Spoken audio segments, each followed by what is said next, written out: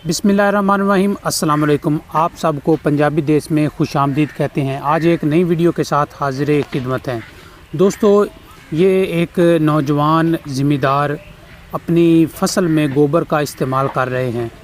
तो आपको बताते हैं कि क्या गोबर का इस तरह इस्तेमाल करना फ़सल के लिए फ़ायदा मंद है या नहीं है। क्योंकि आप सबको पता है कि गोबर कुदरती खाद है और कुदरती खाद ज़मीन की ज़रख़ेज़ी को बढ़ाती है, फ़सल की पैदावार अच्छी होती है, ज़मीन की सेहत अच्छी होती है। तो हम अपने यहाँ गोबर ऐसे इस्तेमाल करते हैं कि जब ज़मीन की तैयारी की जाती है तो ज़मीन की तैयारी में ही पूरे खेत में गोबर डाली जाती है।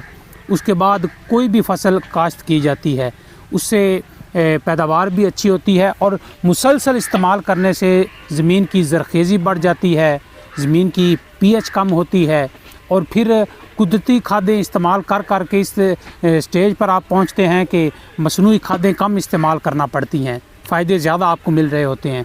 तो ये जो भाई साहब इस वक्त आलू की फ़सल में गोबर इस्तेमाल कर रहे हैं, तो ये देखें कि ये साथ पड़ी गोबर को उठा के हाथ वाली ये रेडी है, उससे ये पानी में डाल रहे हैं। इन्होंने अपनी आलू की फ़सल को पानी लगाया हुआ है, साथ गोबर मिक्स करके डाल रहे हैं।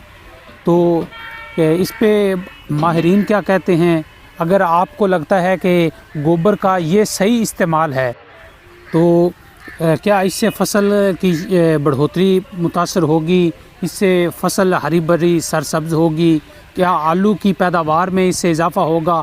आलू, ये तो भाई साहब आलू को लगा रहे हैं, किसी भी फ़सल को, किसी और फ़सल को मक्की कर लें या धान की फ़सल ले लें, गंदम की कर लें, कमाद, कोई भी फ़सल है जिसमें पानी लगाते हैं, तो क्या इस तरीके से इस्तेमाल करना वो फ़सल के लिए सूदमंद होगा, फ़ायदेमंद होगा या नहीं होगा। आप लोगों की क्या राय है? अपनी राय का इजहार आप कमेंट में कर सकते हैं। क्या इस तरह फ़सल में, चूँकि कुछ माहिरीन कहते हैं कि इससे ज़रख़ेज़ी कम होती है, कि ये मसाम ज़मीन के बंद कर देती है इस तरह गोबर, फिर आप कोई भी खाद डालते हैं या कोई भी केमिकल डालते हैं तो उसका असर आपकी फ़सल को नहीं होता।